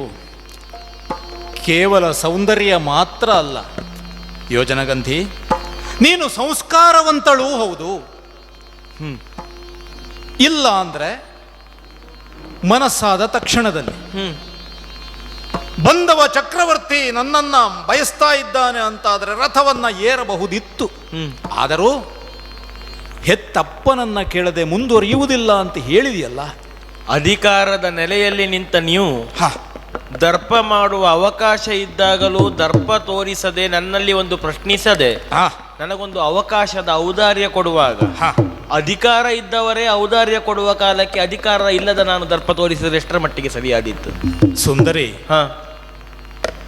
ಒಂದು ನೋಡಲಿಕ್ಕೆ ಸುಂದರವಾಗಿ ಕಾಣುವ ವಸ್ತುಗಳೆಲ್ಲವೂ ಅಂತರಂಗದಲ್ಲಿ ಶುದ್ಧವಾಗಿರುತ್ತದೆ ಅಂತ ಹೇಳಲಿಕ್ಕೆ ಬರುವುದಿಲ್ಲ. ಚಂದ ಕಾಣುವುದೆಲ್ಲ ಒಳ್ಳೆದೇ ಇರಬೇಕು ಅಂತ ಇಲ್ಲ. ನಿನ್ನ ಸೌಂದರ್ಯವನ್ನ ನೋಡಿ ಮೋಹಿಸಿ ಬಂದಂತಹ ನನಗೆ ನಿನ್ನ ಅಂತರಂಗವೂ ಸಂಸ್ಕಾರಯುತವಾಗಿದೆ ಎನ್ನುವುದನ್ನು ತಿಳಿದಾಗ ಮತ್ತಷ್ಟು ಸಂತೋಷ ಪಡ್ತಾ ಇದ್ದೇನೆ. ಹೆಚ್ಚಿನವರಿಗೆ ಹಾಗೆ ಅಲ್ವಾ ಸ್ವಾಮಿ, ಹೊರಗಿನದ್ದು ಮಾತ್ರ ಕಾಣುವುದಕ್ಕಾಗ್ತದೆ. ಹೌದು, ಒಳಗಿನದ್ದು ಕಾಣುವ ಒಳಗಣ್ಣು ಇರುವುದಿಲ್ಲ. ನಿಮ್ಮ ಯೋಗ್ಯತೆ ಹೆಚ್ಚಿನದ್ದು ಸ್ವಾಮಿ. ನೀವು ಹೊರಗಿನ ಸೌಂದರ್ಯವನ್ನು ಗ್ರಹಿಸಬಲ್ಲಿರಿ, ಒಳಗಿನ ಸೌಂದರ್ಯವನ್ನು ಊಹಿಸಬಲ್ಲಿರಿ. ಆದರೆ ನೀನು ಬಯಸಿ ಬರ್ತೀಯ ಅಂತಾದ್ರೆ ನಿನ್ನ ತಂದೆಗೆ ಆಮೇಲೆ ಹೇಳಿದ್ರು ಆದೀತು, ಅದೇನು ವಿಶೇಷ ಅಲ್ಲ. ಯಾಕೆ ಗೊತ್ತೋ? ಬಯಸ್ತಾ ಇರುವವ ಚಂದ್ರವಂಶದ ವರ್ತಮಾನ ಕಾಲದ ಚಕ್ರವರ್ತಿ ಶಂತನು ಮಹಾರಾಜ. ಮನಸ್ಸು ಮಾಡಿದರೆ ನಿನ್ನನ್ನು ರಥದಲ್ಲಿ ಕರೆದುಕೊಂಡು ಹೋಗಬಹುದಿತ್ತು. ಆದರೂ ಹಾಗೆ ಮಾಡ್ತಾ ಇಲ್ಲ. ಯಾಕೆ? ನಿನಗೊಂದು ಅವಕಾಶವನ್ನು ಕೊಟ್ಟು ನಮಗೆ ಸಂಸ್ಕಾರ ಅದಲ್ಲದೆ ಇರುವ ಕಾರಣದಿಂದ ಬಯಸಿದರೆ ಎಷ್ಟೋ ಜನ ಬರಬಹುದು. ಆದರೆ ಈ ಶಂತನುವಿನ ಮನಸ್ಸು ನಿನ್ನಲ್ಲಿ ಲೀನ ಆಗುತ್ತಾ ಇದೆ ಅಂತ ಆದರೆ ಏನು ಕಾರ್ಯಕಾರಣ ಸಂಬಂಧ ಇರಬೇಕು. ಹುಡುಗಿ, ವಿಶೇಷವಾಗಿ ಮಾಡುವಂತ ವಿವಾಹವನ್ನ ನಿನ್ನ ಅಪ್ಪನ ಸನ್ನಿಧಿಯಲ್ಲೇ ಮಾಡಿಕೊಳ್ಳೋಣ. ವಿವಾಹದಲ್ಲಿ ಹಲವು ವಿಧಿ ಉಂಟು. ಅದರಲ್ಲಿ ಗಾಂಧರ್ವ ವಿಧಿ ಅಂತ ಒಂದುಂಟು. ಆ ಗಾಂಧರ್ವ ರೀತಿಯಲ್ಲಿ ನಾವಿಬ್ಬರು ಸತಿಪತಿಗಳಾಗೋಣ. ಹಾಗೆ ನನ್ನ ಹಸ್ತಿನೆಯನ್ನ ನೀನು ಸೇರಿಕೊಂಡು ನಾನು ಸಾಮ್ರಾಟನಾಗಿ ಚಕ್ರವರ್ತಿ ಪೀಠದಲ್ಲಿ ಕುಳಿತುಕೊಂಡಿರುವಾಗ ನನ್ನ ಎಡಭಾಗದಲ್ಲಿ ನೀನು ಸಾಮ್ರಾಜ್ಞಿಯಾಗಿ ಮೇಲೆ ಇಡೀ ಧಾರುಣಿಗೆ ಸಾಮ್ರಾಜ್ಞರಾಗಿ ಚಂದ್ರವಂಶವನ್ನೇ ಬೆಳಗೋಣ, ಚಿಂತಿಸಬೇಡ ಚಿಂತಿಸಬೇಡ. ಸ್ವಾಮಿ, ಚಂದ್ರವಂಶದ ಸಾಮ್ರಾಜ್ಞಿಯಾಗುವ ಯೋಗವನ್ನು ನನ್ನ ಪಾಲಿಗೆ ಕೊಡ್ತೇನೆ ಅಂತ ನೀವು ಆಡ್ತೀರಿ. ಹೌದು, ಕೊಡುವುದಕ್ಕೆ ನೀವು ಶಕ್ತರೂ ಹೌದು, ಯಾಕೆ ನೀವು ಚಕ್ರವರ್ತಿಗಳು ಹೌದು. ನೀವು ಕೊಡ್ತೀರಿ ಎನ್ನುವ ಕಾಲಕ್ಕೆ ಅದನ್ನು ನಾನು ಒಪ್ಪುವ ಹಾಗಿಲ್ಲ. ಯಾಕೆ ಹೇಳಿ? ಯಾಕೆ? ನೀವು ನಾಡಿನ ದೊರೆಗಳು ಎನ್ನುವುದನ್ನು ನಾನು ಮರೆಯುವ ಹಾಗಿಲ್ಲ ಅಲ್ಲ. ಕೇಳು ನೃಪತಿ ಸತಿಗಳೆಲ್ಲ ಬಾಲ್ಯದೀಪಿತನಾಧೀನ. ಕೇಳು ನೃಪತಿ ಸತಿಗಳೆಲ್ಲ ಬಾಲ್ಯದೀಪಿತನಾಧೀನ. ಸತಿಗಳೆಲ್ಲ ಬಾಲ್ಯದೀಪಿತನಾಧೀನ. ಮೇಲೆ ಯೌವನ ಬರಲು ತನ್ನನ್ನು ವರಿಸಿದ ಪತಿಯಾಧೀನ.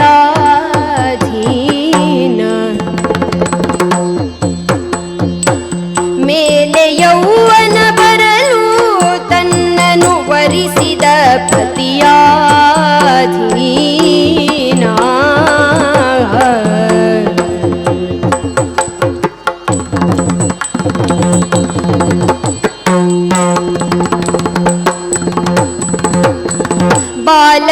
ಬಾಲಕರಾಧೀನ ಮುಪ್ಪಿನೊಳೆಂಬ ಶಾಸ್ತ್ರವಯ್ಯ.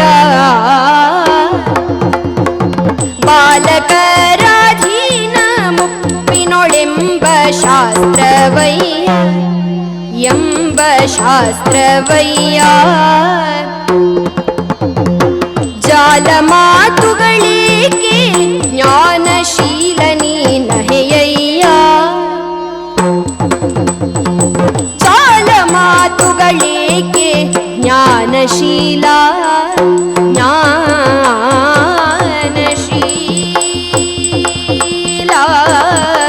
ನಿನಹೆಯಯ್ಯ ಅಯ್ಯ.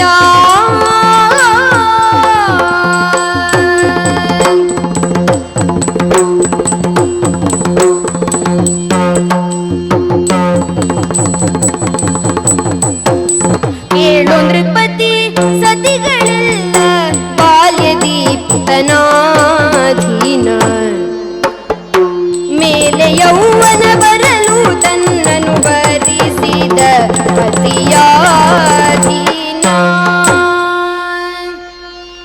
ನೃಪತಿ, ಯೋಜನಗಂಧಿ, ನನಗೊಂದು ಆಯ್ಕೆಯ ಮುಕ್ತ ಸ್ವಾತಂತ್ರ್ಯತೆಯನ್ನು ಎದುರಿಗಿಟ್ಟು ನಿಮ್ಮಲ್ಲಿ ಇರಬಹುದಾದಂತಹ ಯಾವೆಲ್ಲ ಸಾಧ್ಯತೆಗಳುಂಟು ಮದುವೆಯಾಗುವುದಕ್ಕೆ, ಅದರ ಮೂಲಕ ಅದು ಧರ್ಮಸಮ್ಮತವಾಗುವಂತಹ ವ್ಯವಹಾರವೇ ಆಗುತ್ತದೆ. ಹೌದು ಅನ್ನುವ ಧಾರ್ಮಿಕ ಪ್ರಜ್ಞೆಯನ್ನು ಮೂಡಿಸ್ತಾ ಇದ್ದೀರಿ. ಜೊತೆಗೆ ನನ್ನ ಬಯಕೆ ನಿನ್ನ ಮೇಲೆ ಹೇರಿಕೆ ಅಲ್ಲ. ಹೌದು, ಹೇರಿಕೆಯೂ ಅಲ್ಲ, ನಿಮ್ಮ ನೆಲೆಯಿಂದ ಅದು ಅಧಾರ್ಮಿಕವೂ ಅಲ್ಲ. ಸ್ವಾಮಿ, ನಿಮ್ಮ ನೆಲೆಯಿಂದ ಅದು ಅಧಾರ್ಮಿಕ ಅಲ್ಲ ಅಂತಾದರೂ ಕೂಡ ನನ್ನ ನೆಲೆಯಿಂದ ಯೋಚಿಸುವ ಕಾಲಕ್ಕೆ ಅದರ ಮೇಲೆ ಪೂರ್ಣವಾದ ಧರ್ಮದ ಬೆಂಬಲ ಉಂಟೋ, ಧರ್ಮ ಅದಕ್ಕೆ ಪ್ರೋತ್ಸಾಹಿಸ್ತದೆಯೋ, ಧರ್ಮ ಅದನ್ನು ಒಪ್ಪುತ್ತದೆಯೋ ಅಂತ ನಾ ಯೋಚಿಸಬೇಕಲ್ವೋ? ಹೌದಪ್ಪ. ಯಾಕಂದ್ರೆ ನಿಮ್ಮೆದುರಲ್ಲ ಧರ್ಮ ಕರ್ಮದ ಕುರಿತಾಗಿ ಮಾತಾಡುವಷ್ಟು ದೊಡ್ಡವಳು ಬುದ್ಧಿವಂತೆ ಅಂತ ತಪ್ಪಾಗಿ ಕೂಡ ನೀವು ಭಾವಿಸಬಾರದು. ಆದರೂ ಸಂತೋಷ ಯಾಕೆ ಗೊತ್ತಾ? ಅಂಬಿಗರ ಕೇರಿಯಲ್ಲಿ ಹುಟ್ಟಿದರೂ ಧರ್ಮದ ಕುರಿತಾಗಿ ಶಾಸ್ತ್ರದ ಕುರಿತಾಗಿ ಮಾತಾಡುವಷ್ಟು ತಿಳಿದುಕೊಂಡಿಯಲ್ಲ. ಕಾರಣ ಸಂಸರ್ಗ, ಸಂತೋಷ ಆದದ್ದು, ಸಂಪರ್ಕ ಅಂತದ್ದು ಸ್ವಾಮಿ. ಏನು ಮಾಡುವ, ಅದೆಷ್ಟೋ ಧರ್ಮಾತ್ಮರು ಮಹಾಪುರುಷರು ಕಾಳಿಂದಿಯನ್ನು ದಾಟುವ ಕಾಲಕ್ಕೆ ಅವರನ್ನೆಲ್ಲ ಈ ನಾವೆಯಲ್ಲಿ ದಾಟಿಸಿದವಳು ನಾನು. ಓಹೋ, ಜ್ಞಾನಿಗಳೆಲ್ಲ ದಾಟುವುದು ನಿನ್ನ ನಾವೆಯಲ್ಲಿ ಅಲ್ವಾ? ಆಗಾಗ ಅವರೆಲ್ಲ ನನ್ನೊಂದಿಗೆ ಮಾತಾಡುವುದುಂಟು. ಜಿಜ್ಞಾಸುವಾಗಿ ನೀನು ಪ್ರಶ್ನಿಸುವುದು. ಕೆಲವೊಮ್ಮೆ ನನಗೆ ಅವರು ತಿಳಿಸಿ ಹೇಳುವುದಕ್ಕೂ ಉಂಟು. ಇದು ಹೀಗೆ ಮಾಡಿದರೆ ಧರ್ಮ, ಹೀಗೆ ಮಾಡಿದರೆ ಧರ್ಮ ಅಲ್ಲ, ಹೆಣ್ಣಾದವಳು ಹೇಗಿರಬೇಕು, ಇದೆಲ್ಲವನ್ನು ಪಾಠದ ರೂಪದಲ್ಲಿ ನನ್ನ ಮೇಲೆ ಕೃಪಾ ವಿಶೇಷದಿಂದ ಕೊಟ್ಟವರು ಅವರು. ಅಂತವರೇ ಒಬ್ಬವರು ದೊಡ್ಡವರು ಹೇಳಿದ ಮಾತದು. ಹೆಣ್ಣಾದವಳು ಹೇಗೆ ಬದುಕಬೇಕು, ಓಹೋ, ಹೆಣ್ಣಿನ ಬದುಕಿನ ಹೆಚ್ಚುಗಾರಿಕೆ ಎಂತದ್ದು, ಹೇಗೆ ಹೆಣ್ಣಿನ ಬದುಕೊಂದು ಅಮೂಲ್ಯ ರತ್ನವಾಗಿ ಕಂಡವರು. ಹೆಣ್ಣೇ ಒಂದು ರತ್ನ, ಅವಳ ಬದುಕು ಒಂದು ರತ್ನ. ಆ ಬದುಕೆಂಬ ರತ್ನವನ್ನು, ಹೆಣ್ಣೆಂಬ ರತ್ನವನ್ನು ಕಾಪಿಡುವಾಗ ಗಂಡಾದವನ ಹೊಣೆಗಾರಿಕೆ ಏನು ಎಂದು ಎಚ್ಚರಿಸುವ ಕಾಲಕ್ಕೆ ಆ ಹೆಣ್ಣೆಂಬ ರತ್ನವು ಬಾಲ್ಯದಲ್ಲಿರುವ ಕಾಲಕ್ಕೆ ತಂದೆಯ ಅಧೀನದಲ್ಲಿರಬೇಕು. ಯೌವನದಲ್ಲಿ ಪತಿಯ ಕೈ ಹಿಡಿದು ಪತಿಯಿಂದ ಪಾಲಿತಳಾಗಬೇಕು. ಇನ್ನು ವಾರ್ಧಕ್ಯದಲ್ಲಿ ಮಗನಾದವಳು ತಾಯಿಯ ಆರೈಕೆ ಮಾಡುವ ಮುಖಾಂತರವಾಗಿ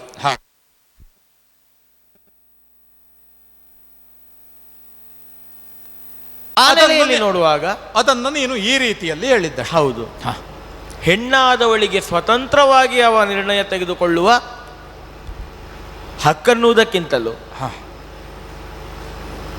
ಪುರುಷರಿಂದ ಪಾಲಿತರಾಗಬೇಕಾದ ಬದ್ಧತೆ ಅವರ ಪಾಲಿಗುಂಟು ಅಂತ ನಾ ಭಾವಿಸ್ತೇನೆ. ಅದಕ್ಕಾಗಿ ಹೆಣ್ಣಿಗೆ ಸ್ವಾತಂತ್ರ್ಯ ಇಲ್ಲ ಅಂತ ಹೇಳಲಿಕ್ಕೆ ಹೊರಟದ್ದಲ್ವ? ಹೌದು. ಯಾಕಂದ್ರೆ ಸ್ವಾತಂತ್ರ್ಯಕ್ಕೂ ಸ್ವೇಚ್ಛೆಗೂ ಸರಿಯಾದ ಅರ್ಥ ಕಂಡವರು ಹೌದು ಬಹುಶಃ ಇಂಥದ್ದನ್ನು ಮಾಡುವ ಮುಖಾಂತರವಾಗಿ ಕೇವಲ ಹೆಣ್ಣಿಗೆ ಸ್ವಾತಂತ್ರ್ಯ ಇಲ್ಲ ಅಂತ ಮಾತ್ರ ಹೇಳಿದ್ದಲ್ಲ ಅಂತ ಅಲ್ಲ, ಗಂಡಾದವ ಕಾಪಾಡಬೇಕು ಅಂತ ಅವನ ಮೇಲೆ ಕರ್ತವ್ಯವನ್ನು ಸೂಚಿಸಿದ್ದಾರಂತೆ. ಹೀಗಿರುವಾಗ ಇಂತಹ ಧರ್ಮಸಮ್ಮತವಾದ ವಿಚಾರವನ್ನೇ ನಾನಿಲ್ಲಿ ಮುಂದಿಡುವುದು ಯಾಕೆ? ನೀವಂದಂತೆ ನಿಮ್ಮದಾದ ಕ್ಷತ್ರಿಯ ವಿಧಾನದಲ್ಲಿ ಆಗಬಹುದಾದ ಮದುವೆಯ ಹಲವು ವಿಧಾನಗಳಲ್ಲಿ ಒಂದು ಧರ್ಮಸಮ್ಮತವಾದ ವಿಧಾನವನ್ನು ನೀವು ಮುಂದಿಟ್ಟರೂ ಕೂಡ ಈಗ ಬಾಲ್ಯ ವ್ಯವಸ್ಥೆಯಲ್ಲಿ ಅಂದ್ರೆ ಯೌವನಕ್ಕಿಂತ ಪೂರ್ವದಲ್ಲಿ, ಮದುವೆಗೆ ಪೂರ್ವದಲ್ಲಿ ತಂದೆಯ ಅಧೀನಕ್ಕೊಳಪಟ್ಟಂತಹ ಹೆಣ್ಣಾದಂತಹ ನಾನು, ತಂದೆಯಿಂದಲೇ ಪಾಲಿತಳಾದಂತಹ ನೀನು ತಂದೆಯ ಒಪ್ಪಿಗೆ ಇಲ್ಲದೆ ಇಂಥದ್ದೊಂದು ಕಾರ್ಯಕ್ಕೆ ನಾ ಮುಂದಾದೆ ಅಂತ ಆದ್ರೆ ಎಲ್ಲಿಯೂ ಆ ಧರ್ಮವನ್ನು ನಾನು ಮೀರಿ ನಡೆದ ಹಾಗೆ ಆಗ್ಲಿಕ್ಕಿಲ್ವೋ? ಹೌದು. ಇದನ್ನು ಒಬ್ಬ ನೃಪತಿಯಾಗಿ, ಒಬ್ಬ ಧರ್ಮನಿಷ್ಠನಾದಂತಹ ರಾಜನಾಗಿ ನೀವು ಅರ್ಥವಿಸಿಕೊಳ್ಳಬಲ್ಲಿರಿ ಅಂತ ನಾ ಭಾವಿಸ್ತೇನೆ. ಖಂಡಿತಕ್ಕೂ. ಹಾಗಾಗಿ ಧರ್ಮಜ್ಞರಾದಂತಹ ನೀವು ನನಗಿರುವ ಗೊಂದಲ ಹೀಗುಂಟು. ಹಾಗಾಗಿ ತಂದೆಯ ಅಧೀನದಲ್ಲಿರಬಹುದಾದಂತಹ ನಾನು, ನೀವು ಒಪ್ಪಿಗೆ ಕೊಟ್ಟರೂ ಕೂಡ, ನೀವು ಬಯಸಿದರೂ ಕೂಡ, ನನ್ನಲ್ಲಿ ಬಯಕೆ ಇದ್ದರೂ ಕೂಡ ಈ ಕಾಲಕ್ಕೆ ನೀವು ಹೇಳಿದ ರೀತಿಯಲ್ಲಿ ಬರುವುದಕ್ಕೆ ನನಗೆ ತೊಡಕುಗಳುಂಟು, ಅದಕ್ಕೆ ಧರ್ಮದ ಕಡಿವಾಣಗಳುಂಟು ಅನ್ನುವುದನ್ನು ಸ್ಪಷ್ಟವಾಗಿ ವಿವರಿಸುವುದಕ್ಕೆ ಹೇಳಿ ಹೊರಟದ್ದು. ಸುಂದರಿ, ನಿನ್ನನ್ನ ಕಂಡಾಕ್ಷಣದಲ್ಲಿ ಸ್ಮರಣ ಶರಹತಿಗೆ ಒಳಗಾಗಿ ಒಂದೆರಡು ಮಾತುಗಳನ್ನು ನಾನು ಆಡಿದ್ರು ನನ್ನ ಧರ್ಮ ಪ್ರಜ್ಞೆ ಯಾವತ್ತೂ ಜಾಗೃತವಾಗಿಯೇ ಇತ್ತು. ಹೌದು, ನೀವು ಮಾತಾಡಿದ್ದು ಬಿಟ್ರೆ ಹೌದು ನನ್ನನ್ನು ಅತಿಕ್ರಮಿಸಲೂ ಇಲ್ಲ, ನೀವು ಮುಂದುವರೆದು ಬರಲಿಲ್ಲ. ಹೌದು. ಜೊತೆಗೆ ನಿನ್ನ ಮನದ ಬಯಕೆ ಏನುಂಟು ಎನ್ನುವುದನ್ನು ತಿಳಿದನಲ್ಲ, ಇನ್ನೂ ತಡ ಮಾಡುವುದರಲ್ಲಿ ಅರ್ಥ ಇಲ್ಲ. ನಾನು ನಿನ್ನೊಬ್ಬಳನ್ನೇ ಕರೆದುಕೊಂಡು ಹೋಗಬೇಕು ಅಂತ ಬಯಸುವುದೂ ಇಲ್ಲ. ಹಾಗಾದರೆ ಇನ್ನು ತಡ ಮಾಡುವುದು ಬೇಡ. ಎಲ್ಲಿದ್ದಾನೆ ನಿನ್ನಪ್ಪ? ಅವನನ್ನು ತೋರಿಸ್ತೀಯೋ? ನನ್ನ ಅಪ್ಪನೋ? ಅವರು ಈಗ ಇಲ್ಲ ಅಲ್ಲ. ಮತ್ತೆಲ್ಲಿ? ಅಂದ್ರೆ ಈಗ ಇಲ್ಲ ಅಂತ ಹೇಳಿದ್ರೆ ಅವರು ಇಲ್ಲಿ ಇಲ್ಲ ಅಂತ ಆಡುದು. ಓಹೋ, ಅಲ್ಲ ಮತ್ತೆ ಅಪ್ಪನನ್ನ ಕೇಳುವುದು ಅಂತ ಹೇಳ್ತಿ, ಅಪ್ಪ ಇಲ್ಲ ಅಂತ ಹೇಳುವುದು ಎಂತ ವ್ಯತಿರಿಕ್ತ ಅಂತ ಗೊತ್ತಾಗಲಿಲ್ಲ. ಈಗ ನಾವೆಲ್ಲ ಮಾಡುತ್ತಿರುವ ವೃತ್ತಿಯ ಕುರಿತಾಗಿ ನಿಮಗಾಗಲೇ ಆಡಿದ್ದೇನೆ. ಹೌದಪ್ಪ, ಅಂಬಿಗರ ವೃತ್ತಿ ನಮ್ಮದು. ಆಚೀಚೆ ಮಾಡುವವರು ಅಲ್ಲ, ಜನರ ದೋಣಿ ಆಡುವ ಮಾತು. ಇನ್ನೊಂದು ಮಾತು ಗೊತ್ತುಂಟ ಸ್ವಾಮಿ? ದೋಣಿಯನ್ನ ಆಚೀಚೆ ಮಾಡುವವರು, ನಮ್ಮನ್ನು ಆಚೀಚೆ ಮಾಡುವುದು ಅಂತ ಬರುವವರೆಲ್ಲ ಹೇಳುವುದು. ನಮ್ಮ ದೋಣಿಯನ್ನು ಏರಿ ಹೋದವರೇ ಆಚೀಚೆ ಮಾಡುವುದು ಬಿಟ್ಟು ನಾವು ಅವರನ್ನು ಆಚೆಂದ ಈಚೆಗೆ ಆಚೆಗೆ ಮಾತ್ರ ಕೊಂಡೊಯ್ಯುವುದು. ಎಲ್ಲ ವೃತ್ತಿಯಲ್ಲಿಯೂ ಎಲ್ಲ ತರದ ಜನರು ಸಿಗುತ್ತಾರೆ ಅಲ್ವೋ? ಹೌದು. ಹಾಗೆ ನೋಡಿದ್ರೆ ನಮ್ಮ ಅಪ್ಪಯ್ಯ ಇದೇ ಅಂಬಿಗ ವೃತ್ತಿಯಲ್ಲಿ ತೊಡಗಿ ನೀವು ಹೇಳಿದಂತೆ ಮತ್ತಾರನ್ನು ಮತ್ತೊಂದು ದಡಕ್ಕೆ ಮುಟ್ಟಿಸುವುದಕ್ಕೆ ಬೇಕಾಗಿ ಆಚೆಗೆ ಹೋದವರಿದ್ದಾರೆ. ಅವರು ಬರುವನಕ ನೀವು ಕಾಯಬೇಕು. ಹೌದಾ? ಅವರಲ್ಲಿ ನೀವು ಮಾತಾಡಬೇಕು. ಅವರಲ್ಲಿ ನೀವು ಮಾತಾಡಿ ಅವರು ಒಪ್ಪಿದ್ರೆ ನನ್ನದೇನು ಅಭ್ಯಂತರ ಇಲ್ಲ ಈ ವಿಷಯ. ಸುಂದರಿ, ಈಗಲೇ ಸಾಕಷ್ಟು ಕಾದಿದ್ದೇನೆ ಒಳಗಿನಿಂದ. ಈ ಕಾಯುವಿಕೆ ಅನ್ನೋದು ಇದೆಯಲ್ಲ, ದಹನ ಅಂದ್ರೆ ಗೊತ್ತಲ್ಲ ನಿನಗೆ? ಹೌದು. ಒಂದು ಹೊರಗಿನಿಂದ ಸುಡುವುದು, ಇನ್ನೊಂದು ಒಳಗಿನಿಂದ ಬೇಯುವುದು. ಒಂದು ಅರ್ಥದಲ್ಲಿ ನಾನು ಬೇಯ್ತಾ ಇದ್ದೇನೆ. ಅದಕ್ಕಾಗಿ ನೋಡುವ, ಆದಷ್ಟು ಬೇಗ ಬಂದ್ರೆ ಒಳ್ಳೆಯದು. ಈಗ ಕಾಯುವಿಕೆಯಿಂದಲೂ ಬೇಯುವಿಕೆಯಿಂದಲೂ ಹಿತವಾಗಿ ಕಾದ್ರೆ, ಹದವಾಗಿ ಬೆಂದ್ರೆ ಒಳ್ಳೆಯದೇ ಸಿಗ್ತದೆ ಅಂತ ನಾವು ಕೇಳಿದ್ದು. ಸೊ ಆದೀತಪ್ಪ, ಆದೀತು. ಅವರು ಬರುವಲ್ಲಿಯವರೆಗೆ ನೀವು ಕಾಯ್ತಾ ಇರಿ. ಆದೀತು.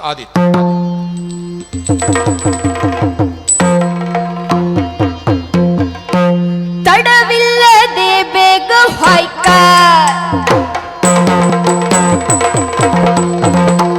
ತಡವಿಲ್ಲದೆ ಬೇಗ ಹೊಯ್ಕ ತಡವಿಲ್ಲದೆ ಬೇಗ ಹೊಯ್ಕ ಬೇಗ ಹೊಯ್ಕ ಬೇಗ ಹೊಯ್ಕ